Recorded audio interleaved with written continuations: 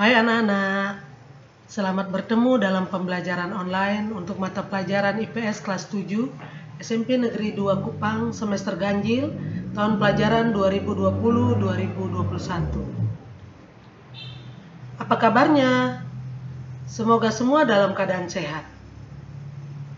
Mari kita mengawali pertemuan kita hari ini. Kita akan berdoa menurut agama dan keyakinan kita masing-masing, dan saya akan pimpin dalam iman Kristen Protestan. Mari kita berdoa. Bapa Sorgawi, Bapa yang Maha Kasih, Bapa yang Maha Murah, kembali kami datang menghampiri tatamu yang kudus.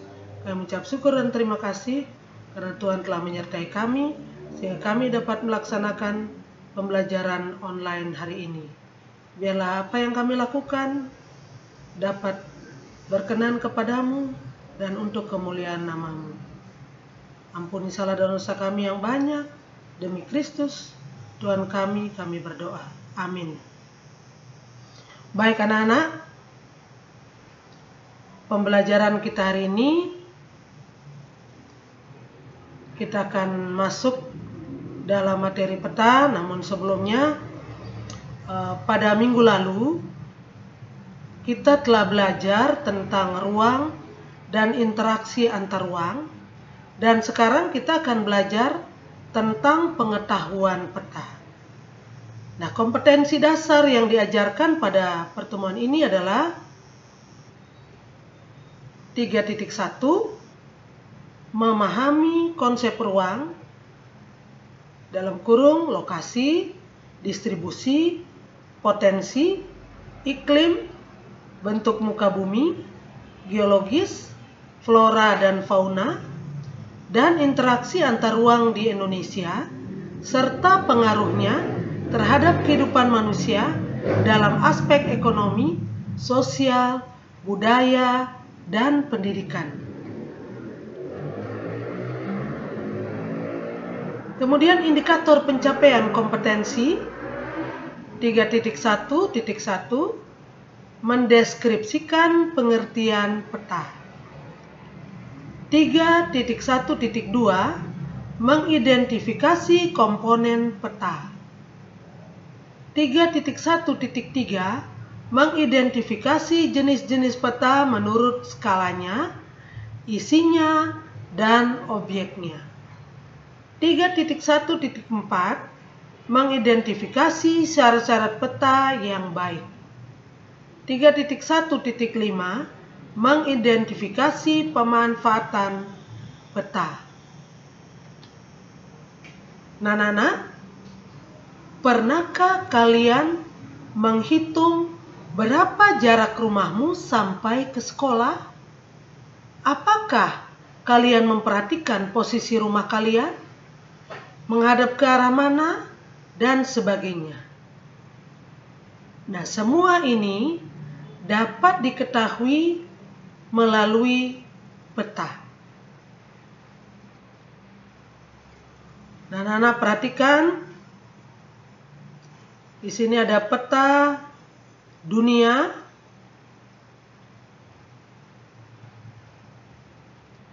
kemudian ada peta Indonesia,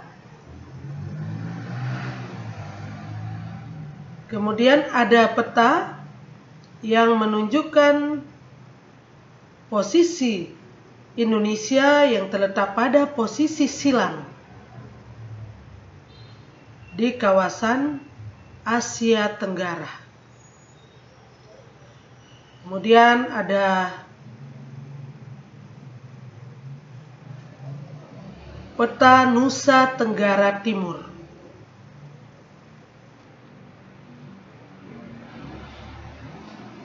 Kemudian ada globe. Kemudian ada atlas. Baik anak-anak, kalau tadi apa yang disampaikan lewat gambar-gambar tadi, nah kita lihat sekarang mengenai peta. Nah, apa itu peta? Peta adalah gambaran sebagian atau keseluruhan dari permukaan bumi yang dibuat pada bidang datar dan diperkecil dengan skala tertentu. Kemudian atlas adalah peta yang disusun secara sistematis dan dijilid menjadi sebuah buku. Kemudian globe adalah tiruan bola bumi. Baik, perhatikan anak-anak. Komponen atau unsur-unsur pada peta. A. Judul peta. Judul peta menunjukkan isi dari sebuah peta dan ditulis dengan huruf kapital. B. Skala peta. Skala peta merupakan perbandingan jarak atau luas pada peta dengan jarak atau luas sebenarnya di lapangan. C. Orientasi menunjukkan arah mata angin. D. Simbol peta. Simbol peta merupakan atau menunjukkan tanda khusus yang mewakili objek yang dipetakan. E. Garis koordinat. Garis koordinat merupakan garis hayal pada peta berupa koordinat dalam bentuk garis lintang dan garis bujur. F. Inset. Inset adalah peta kecil yang ada pada suatu peta untuk menunjukkan lokasi daerah yang dipetakan di antara lokasi lainnya yang lebih luas. G. Legenda. Legenda menunjukkan keterangan semua objek yang ada atau muncul pada muka peta. H. Sumber peta. Sumber peta menunjukkan lembaga yang membuat peta. I. Garis tepi. Garis pada tepi peta yang berfungsi untuk menuliskan angka-angka astronomis, lintang, dan bujur. J. Lettering. Lettering adalah tulisan nama objek dan keterangan termasuk angka pada peta. Kemudian, jenis peta menurut skalanya. 1. Peta kadaster. Nah, peta kadaster ini skalanya sangat besar. Jadi, peta kadaster adalah peta yang berskala 1:100 sampai atau hingga 1:5000. 2. Peta skala besar adalah peta yang memiliki skala 1:5000 hingga 1:250.000. 3. Peta skala sedang adalah peta yang memiliki skala 1:250.000 sampai 1:500.000. 4. Peta skala kecil. Peta yang memiliki skala 1:500.000 sampai 1:1.000.000. 5. Peta geografis atau peta yang memiliki skala sangat kecil. Nah, peta geografis ini memiliki skala di atas 1 berbanding 1 juta. Kemudian, perhatikan anak-anak, jenis peta berdasarkan isinya. 1. Peta umum, yaitu peta yang menggambarkan kenampakan secara umum. Contohnya, peta topografi, peta korografi, dan peta dunia. Yang kedua, peta khusus atau tematik, yaitu peta yang menggambarkan ketampakan yang bersifat khusus. Contohnya, peta persebaran penduduk, peta iklim, peta persebaran barang tambang, dan lain-lain. Kemudian jenis peta berdasarkan objeknya. 1. Peta statis adalah peta yang menggambarkan keadaan yang relatif tetap atau tidak berubah.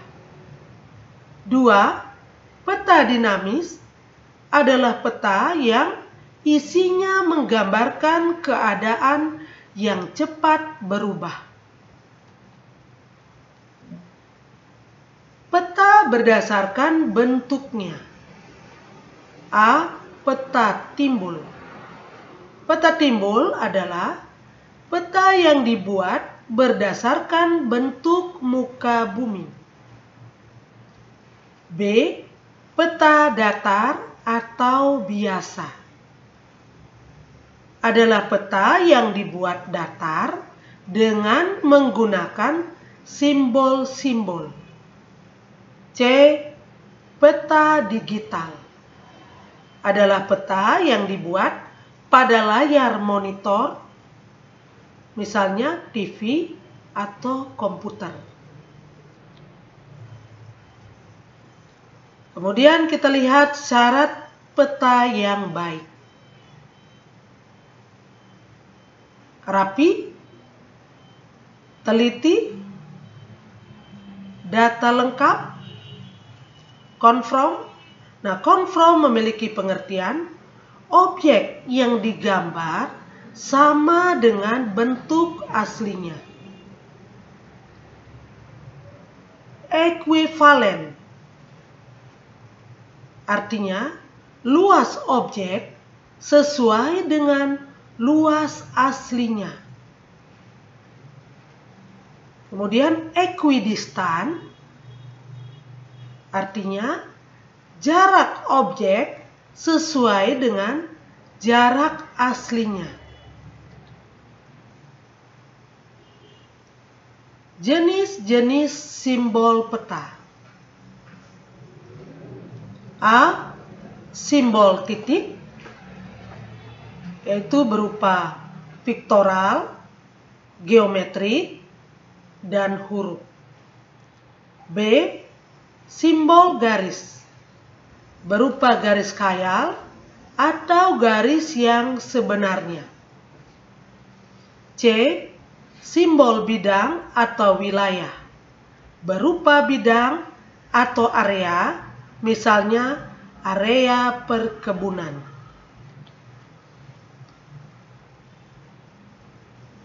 Anak-anak, di samping simbol di atas juga terdapat simbol warna. Di antaranya 1. Warna hijau menggambarkan bentuk muka bumi dataran rendah. 2. Warna kuning menggambarkan bentuk muka bumi dataran tinggi.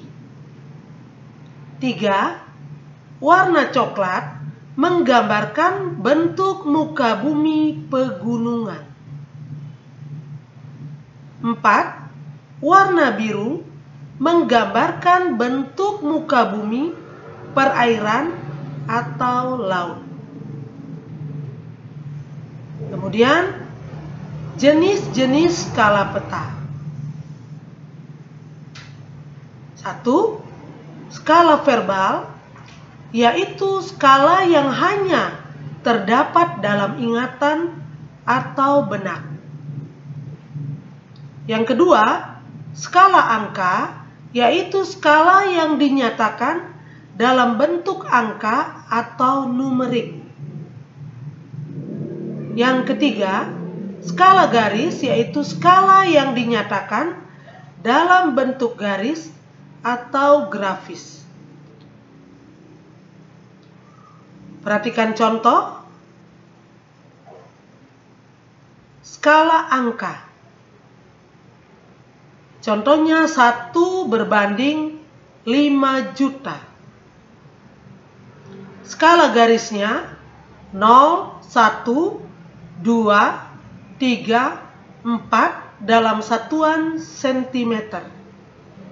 Kemudian 0, 50, 100, 150,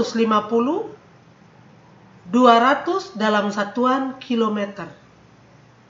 Skala verbal berarti 1 cm pada peta sama dengan 5 juta cm per 50 km di lapangan. Saya ulangi, 1 cm pada peta sama dengan 5 juta cm atau sama dengan 50 km di lapangan. Untuk memperbesar dan memperkecil peta dapat dilakukan dengan cara: 1. Menggunakan alat yang bernama pantograf. 2. Fotokopi. 3. Menggunakan kamera. 4. Menggunakan sistem grid. Nah, apabila kita memperbesar peta, maka angka skala pada peta juga akan mengalami perubahan, yaitu dengan cara membagi skala peta yang ada dengan n perbesaran. Contoh, peta berskala 1 berbanding 3 juta diperbesar 3 kali. Maka angka skalanya akan berubah menjadi 1 berbanding 1 juta atau 3 juta berbanding 3. Karena dalam soal contohnya 1 berbanding 3 juta diperbesar 3 kali. Maka skalanya akan berubah menjadi 1 berbanding 1 juta sama dengan atau 3 juta berbanding 3. Nah, apabila kita memperkecil peta, maka angka skala pada peta juga mengalami perubahan, yaitu dengan cara mengalihkan skala peta yang ada dengan, atau saya ulangi, yang ada dengan n perkecilan. Contoh, peta berskala 1 berbanding 500.000 diperkecil 4 kali. Maka angka skalanya akan berubah menjadi 1 berbanding 2 juta atau 500.000 kali 4. Karena diperkecil 4 kali, maka angkanya 1 berbanding 2 juta sama dengan 500.000 kali 4. Perhatikan anak-anak rumusnya. Yang pertama, jarak sebenarnya sama dengan jarak pada peta berbanding skala, atau jarak pada peta dibagi skala. Kemudian yang kedua, rumusnya penyebut skala kali jarak pada peta. Jadi untuk rumus jarak sebenarnya ada dua cara. Yang kedua, skala sama dengan jarak pada peta dibagi jarak sebenarnya. Yang ketiga, jarak pada peta sama dengan skala kali jarak sebenarnya. Atau dengan rumus lain, jarak sebenarnya dibagi penyebut skala. Jadi demikian mengenai rumus, dan lihat contoh cara mengerjakannya. Jarak antara kota Waingapu dengan kota Waikabubak pada peta adalah 5 cm. Adapun skala petanya adalah 1 berbanding 7.500.000. Berapakah jarak sebenarnya antara kota Waingapu dengan kota Waikabubak? Jawabannya, jarak sebenarnya antara kota Waingapu dan Waikabubak adalah dengan menggunakan rumus penyebut skala kali jarak pada peta sama dengan 7.500.000 kali 5 cm sama dengan 375 km. Jadi dalam satuan cm, 7.500.000 itu menjadi dalam satuan cm, kemudian dijadikan ke satuan kilometer, sehingga diperoleh hasil 375 km. Kemudian contoh yang kedua, jarak antara kota Salatiga dengan kota Surakarta pada peta adalah 3 cm, sedangkan jarak sebenarnya 90 km. Berapakah skala petanya? Jawabannya, skala peta antara kota Salatiga dengan kota Surakarta dengan jarak pada peta 3 cm adalah dengan rumus jarak pada peta dibagi jarak sebenarnya sama dengan 3 cm sama dengan 90 km. Nah, 3 cm ini sama dengan 9 juta cm, di mana 90 km itu dalam satuan cm, maka menjadi 9 juta cm. Sedangkan 3 cm menjadi 1 cm. 9 juta cm menjadi 3 juta cm. Sehingga jawabannya adalah 1 berbanding 3 juta. Yang ketiga, jarak antara kota Kupang dengan kota Atambua pada peta yang berskala 1 berbanding 6 juta adalah 270 km. Hitunglah jarak pada peta antara kota Kupang dengan kota Atambua. Jawabannya, jarak pada peta antara kota Kupang dengan kota Atambua pada peta berskala 1 berbanding 6 juta adalah dengan rumus jarak sebenarnya dibagi penyebut skala sama dengan 270 km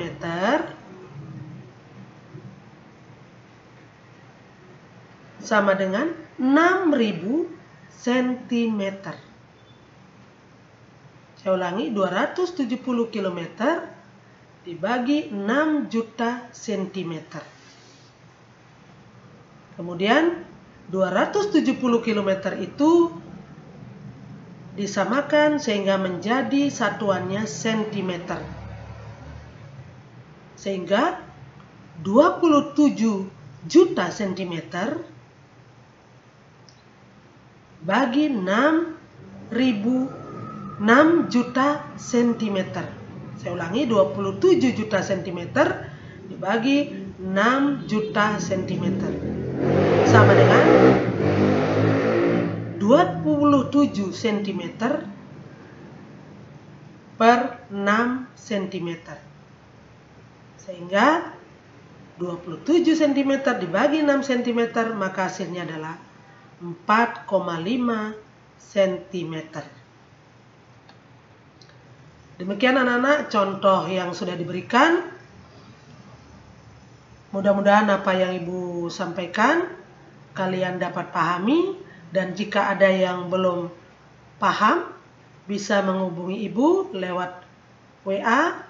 Ada Ibu Lisna, ada Ibu Rusni, ada Ibu Angela, ada Ibu Made yang siap untuk menjawabnya. Dan ada tugas untuk anak-anak, ada 10 nomor. Ada soal yang berbentuk pernyataan soal, nanti tinggal dijawab. Jika pernyataan itu benar, maka di checklist atau dicentang bagian benar. Dan jika pernyataan itu salah, pernyataan soal itu salah, dicentang pada kolom salah. Dan semoga pembelajaran hari ini dapat bermanfaat bagi kita semua. Untuk pertemuan berikutnya akan membahas tentang letak negara Indonesia.